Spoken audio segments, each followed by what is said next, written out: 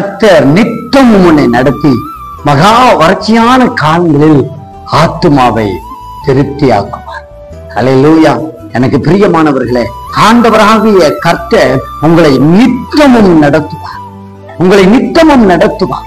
நம்முடைய வாழ்க்கையிலே ஆண்டவருடைய கரத்தை பிடித்திருப்பது உண்மையானால், ஆண்டவருடைய கரத்தை பிடித்திருப்பது உண்மையானால் நான் சொல்ல முடியும், நிச்சயமாகவே உங்க வாழ்க்கையிலே ஒவ்வொரு சூழ்நிலையிலும் ஒவ்வொரு காரியத்திலும் அவர் நடத்தி கொண்டு போகிற அந்த வழிகளும் அந்த வாழ்க்கையும் பார்க்கும் பொழுது அது வித்தியாசமாய், அது ஆசீர்வாதமாய் இருக்கிறதை நீங்கள் காண முடியும். ஹல்லேலூயா. எத்தனை பேர் ஆமென் சொல்லுகிறீங்க? பிரியமானவர்களே, நான் சொல்லுகிறேன், கர்த்தருடைய வார்த்தை சொல்லுகிறது, அவர் உங்களை நித்தமும் நடத்தி மகா வறட்சியான காலங்களில் உங்கள் ஆத்துமாவை திருப்தியாக்குவார்.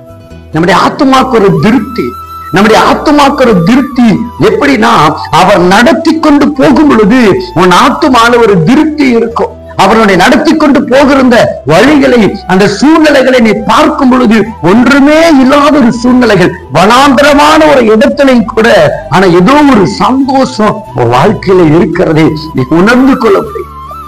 அதுதான் கர்த்தருடைய நடத்துதல். ஒன்றுமே இல்லை என் கையில, ஆனா எனக்கு ஆத்துமால திருப்தி இருக்குங்க. ஒன்றுமே இல்லை என் வீட்டுல, ஒருவேளை இந்த சூழ்நிலையில என்னுடைய கையில எதுவுமே இல்லை, வனாந்தரமான ஒரு பாதையில நிக்கிறேன்னு இருந்தாலும் கூட ஆண்டவர் நடத்தி கொண்டு போகிற அந்த சூழ்நிலைகள் நம்ம ஆத்துமாவை அவர் திருப்தியாக்குவார். ஹல்லேலூயா. ஆமென்.